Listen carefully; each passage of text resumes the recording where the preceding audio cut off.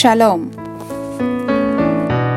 యెషయా గ్రంథము 30వ అధ్యాయము 18వ వచనము. The book of Isaiah chapter 30 verse 18. కావున మీ యందు దయ చూపవలనని యెహోవా ఆలస్యము చేయుచున్నాడు, మిమ్మును కరుణింపవలనని ఆయన నిలువబడి ఉన్నాడు. యెహోవా న్యాయము తీర్చు దేవుడు, ఆయన నిమిత్తము కనిపెట్టుకుని వారందరూ ధన్యులు. Yet the Lord longs to be gracious to you.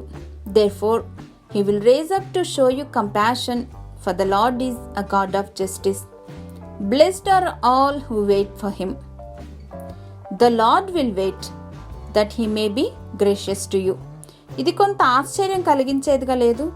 ఇంకో విధంగా చెప్పాలంటే, ఈరోజు దేవుడు మన పట్ల దయ చూపి కార్యమును జరిగించటం లేదు. ఎందుకంటే దేవుడు నియమించిన కాలము సమయము కొరకు ఆయన వేచి ఉన్నారు.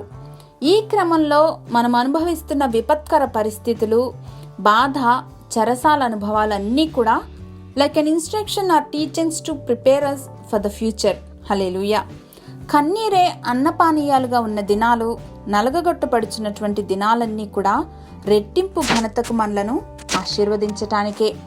వరద వలె ఆశీర్వాదాలను, దయను కుమ్మరించటానికి సిద్ధంగా ఉండి కూడా దేవుడు ఆలస్యం చేయటానికి కారణం, వాటిని మనం మనఃపూర్వకంగా స్వీకరించగలిగినటువంటి గడియ కొరకు ఎదురు చూస్తున్నారు.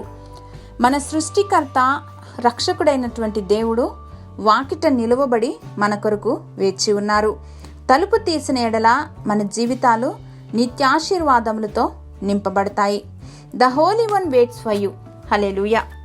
సర్వాధికారివగు మా ప్రియ పరలోకపు తండ్రి, మా పట్ల కరుణ చూపించటానికి మీరు వేచి ఉన్నారని చెప్పి ఎరిగి మిమ్మల్ని స్తుతిస్తూ మా జీవితాలను సంపూర్ణంగా యేసుక్రీస్తు వారి ఘనశ్రేష్ఠ నామంలో సమర్పిస్తున్నాం మా ప్రియ పరలోకపు తండ్రి. ఆమెన్.